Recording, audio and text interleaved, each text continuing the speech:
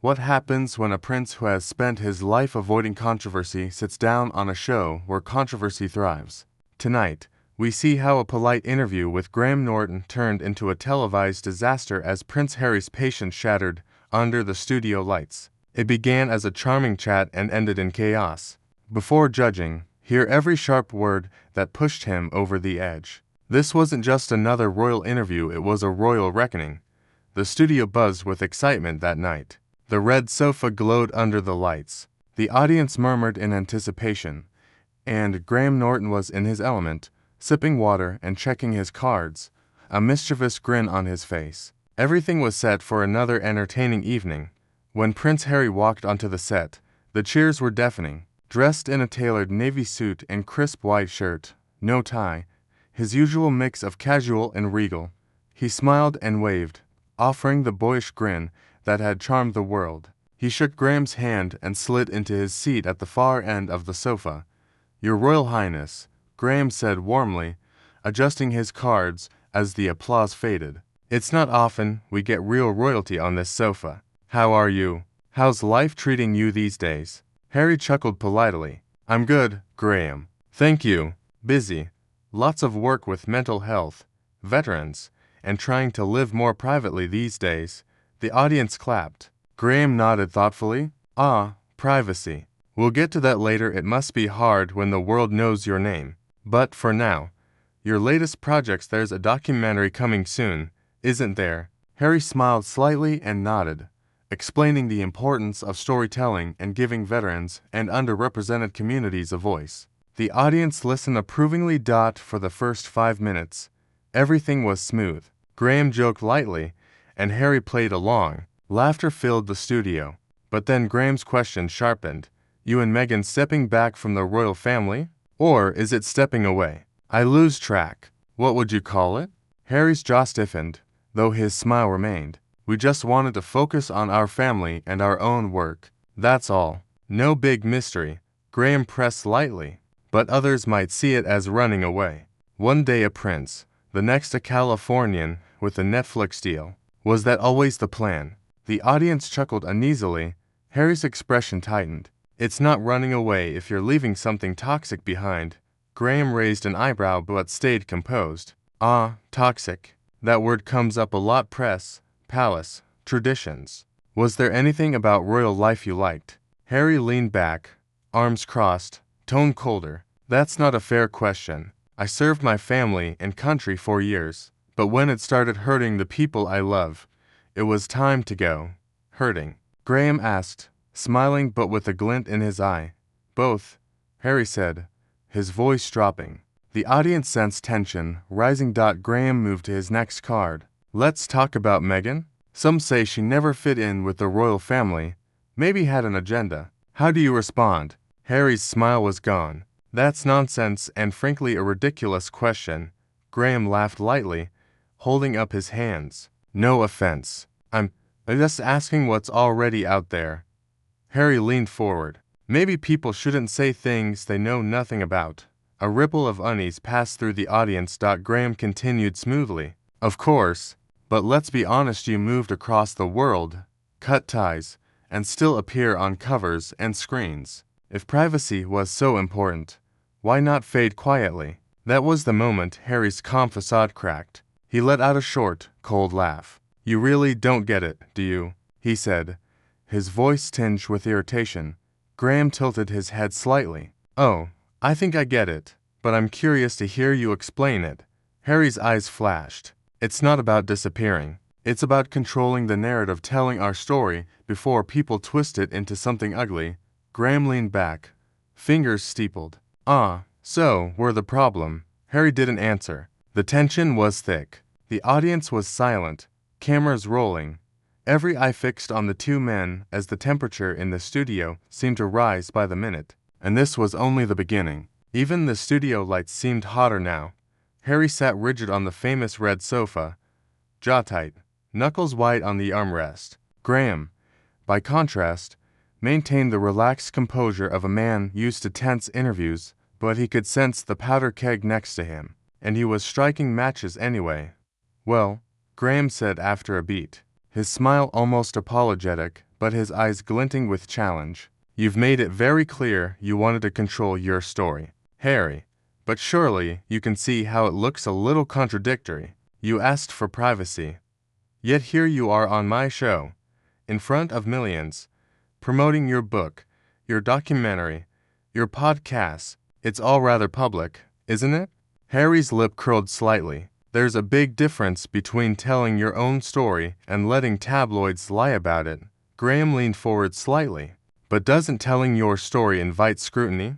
The more you reveal, the more people will analyze. You can't expect the world to simply accept your version without question, can you? Harry's eyes narrowed. You mean your version? Graham chuckled softly. I don't have a version, Your Highness. I just have questions. A flash of red appeared in Harry's cheeks. And those questions are the same ones people like you have been asking for years. You don't care about answers, you just want a headline. The audience murmured. Graham smiled tightly, steepling his fingers. All right, then, let me try something different. You said publicly that you felt unsupported by the royal family during Meghan's time in the UK. Can you tell us specifically what support you expected, what help you asked for that was denied? Harry exhaled sharply through his nose. I expected them to protect her like they protected others, to treat her like family, and they didn't, he snapped. Next question.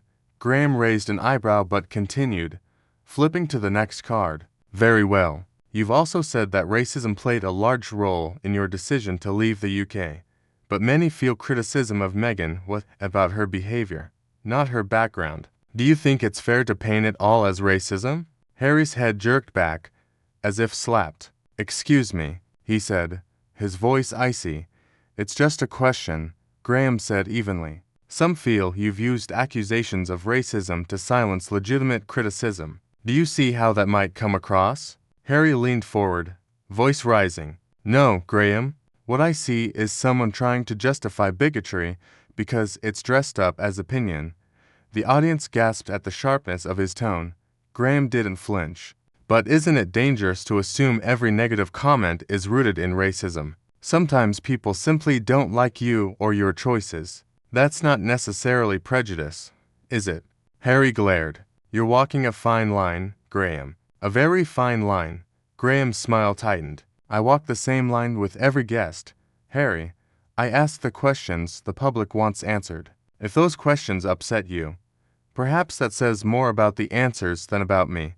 The air between them was electric. The other guests shrank into the shadows, visibly uncomfortable. The audience, once lively, was now hushed, hanging on every word. All right, Graham continued after a long pause. Let's move on. You've described the royal family as an institution. Some might say that sounds impersonal for your own flesh and blood. Do you feel there's still love there? Or is it just duty and obligation? Harry's nostrils flared, fingers digging into the sofa cushion. I love my family, he said slowly, voice low and tense. But love isn't enough when loyalty only goes one way. Interesting, Graham murmured. Do you think they feel the same? That you've been disloyal to them? Harry turned sharply. You don't know them. You don't know me. Don't pretend you understand. Graham's tone remained calm. Measured. He stayed smooth as silk. I'm only asking what millions of viewers are already thinking. Harry shook his head, a bitter laugh escaping his lips. You're not asking, you're accusing. That's what you do, isn't it? Dress up mockery and judgment as entertainment. Graham's smile flickered. Entertainment and journalism aren't mutually exclusive, he replied softly. Harry's voice rose, composure beginning to crack. You think this is journalism? Dragging people onto your sofa and picking them apart like they're animals in a zoo. Is that journalism? Harry, Graham began, but Harry cut him off. Sharp now, slicing through the studio silence. No, don't me. You sit there with your cards and your smirk, thinking you can toy with people. You think because you make people laugh, you're not hurting anyone. But you are. You're just too smug to see it. The words hung in the air. The silence was deafening. For the first time all night, Graham's expression hardened. He leaned forward slightly, eyes locking onto Harry's. And you, he said evenly, voice quiet but edged with steel, think because you've suffered, You're beyond reproach. But you're not. You came here knowing the questions that would come, and now you're proving exactly why people think you can't handle them. Harry froze, eyes blazing, breath quickening. The audience sat in stunned silence, tension thick enough to cut. His hands trembled slightly in his lap. For a brief moment, it looked like he might walk off, but instead, he stayed. For a few seconds, the entire studio was frozen. Wide-eyed and silent, the audience watched as cameras captured every detail. The tightness in Harry's jaw, the faint glimmer of challenge in Graham's eyes, the awkward, almost frightened expressions of the other guests who seemed to want to melt into the cushions. Harry's breathing was shallow, but audible, posture rigid, hands clenched so tightly his knuckles were white. Graham, in contrast, leaned back with calm precision, fingers steepled. The silence broke when Graham gently said, "You seem upset." His words were soft but sharp, like a surgeon's scalpel. Harry's head snapped toward him, eyes blazing. "Upset? You think this is upset? You sit here, Graham, making veiled jabs at me, at my wife, at my family, and you think I don't notice. You think I don't know exactly what you're doing." Graham's expression didn't change. "And what exactly am I doing? You're turning me into a spectacle, Harry. That's what you do. That's what this show does. You bring people here, make them feel welcome, then cut them down for sport, all while pretending it's just harmless fun." Graham tilted his head slightly, voice measured. "And you came anyway, knowing all that. Why?" The question struck Harry like a physical blow. He blinked hard, trying to compose himself, but the anger didn't fade. "I came because I thought maybe you'd be different. Maybe you'd treat me like a human being, not just another headline." Graham's smile hardened, never reaching his eyes. "I've treated you exactly like every other guest who sat here. Nothing more, nothing less. You're the one who seems to think the rules shouldn't apply to you." Harry's fist clenched on his knees. "Oh, don't give me that sanctimonious nonsense," he snapped. "You think you're better than the tabloids just because you say it with a laugh. You're not. You're worse. At least they're honest about what they are." The audience murmured, some gasping softly. Graham's brow furrowed, tone sharpening slightly. "Worse? You're accusing me of being worse than the papers that hounded your mother to her death. Is that what you're saying?" Harry shot to his feet, face flushed with rage. "Don't you dare bring my mother into this." His voice echoed across the studio. Even Graham leaned back slightly at the eruption. The other guests froze, eyes darting between the two men. "Harry," Graham said after a moment, voice even but edged, "you've spent years invoking her name when it suits your narrative. But when someone else does it, suddenly it's off limits. That's a double standard, isn't it?" Harry's chest heaved as he glared down at him. "You don't know what you're talking about," he said through gritted teeth. "Then explain it to me." Graham pressed, still seated, still calm. "Help me understand. Help the audience understand. You keep saying you want your truth to be heard. So tell it. But don't stand there and dare to accuse everyone of bad faith just because the questions are hard." Harry laughed bitterly, shaking his head. "You think this is about hard questions. You think this is journalism. This is just another circus. You don't care about answers. You don't care about truth. You just care about how many people tune in to watch me squirm." Graham's lips pressed into a thin line, but he didn't look away. "That's an interesting theory," he said quietly. "But the only one making you squirm is you. That was it." Harry's composure finally broke. His voice rose to a near shout, accent sharper than ever. "You think this is a show, don't you? You think this is all just good fun. You think people's lives, my life, is just entertainment for you to poke at and laugh about. Well, congratulations, Graham. You've gotten what you wanted." He took a step closer to the host's desk, face twisted with fury. "But let me tell you something. This isn't just a joke. This isn't some game. You're playing with people's lives, and you don't even care. You call yourself a host, a journalist, whatever, but you're just another bully with a microphone and an audience." The audience was dead silent. Not a cough, not a whisper, just the faint hum of the studio lights and Harry's ragged breathing.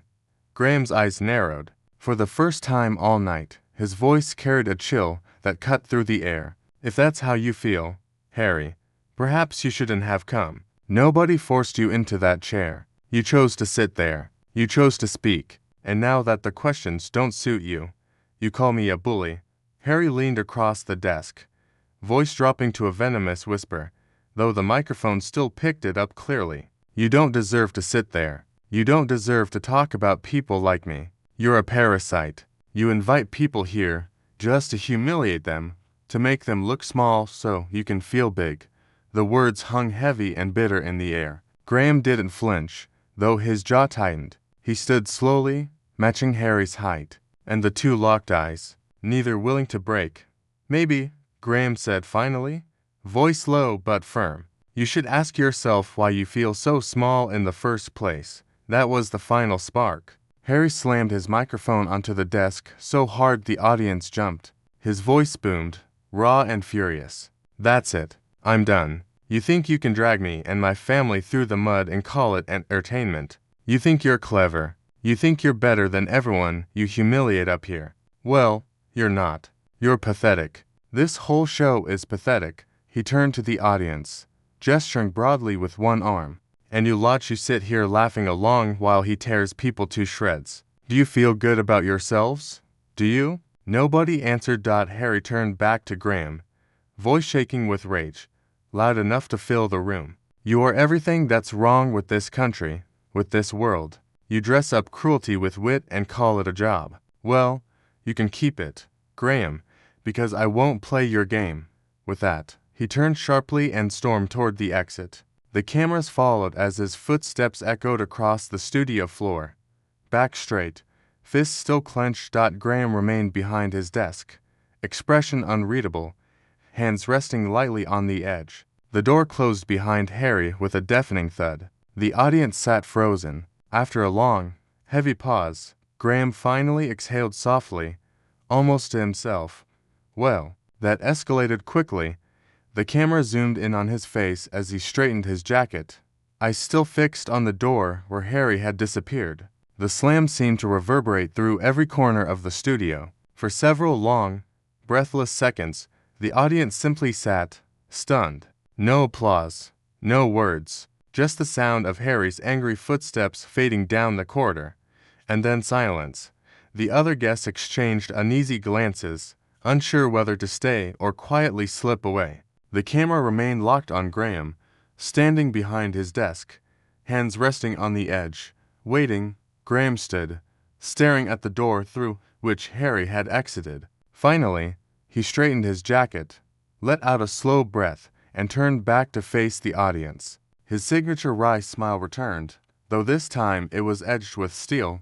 Well, he said dryly, that was festive. A ripple of nervous laughter swept through the audience, some clapping politely. Graham held up a hand to quiet them, his tone suddenly serious. Look, he began, I want to say something here, because tonight clearly went in a direction none of us expected, least of all me. But here's the thing. He paused, scanning the audience before glancing straight into the camera. I've been doing this job a very long time. In that time, I've had everyone on this sofa. Rock stars, presidents, prime ministers, actors, authors, saints, and sinners. Some charming, some difficult, all human. He tapped the desk lightly. What we do here is ask questions. Sometimes easy questions, sometimes hard, but they're questions people deserve to hear answered. That's not bullying. That's not cruelty. That's conversation. And if a guest can't handle that, perhaps they shouldn't agree to sit in this chair. Scattered applause broke out, though Graham waved it down with a faint smile. I have nothing but sympathy for Harry's struggles, he continued, his voice softening slightly, for what he went through as a boy and what he continues to endure. But sympathy, he added, tone sharpening again, doesn't exempt anyone from scrutiny, especially when they voluntarily put themselves in the spotlight. He leaned forward, eyes glittering. Make no mistake, he said, that wasn't me attacking him. That was him attacking himself. What you just saw wasn't cruelty from me. It was a man so determined to control the narrative that he couldn't stand being asked the simplest questions about it, and that says more about him than it does about me.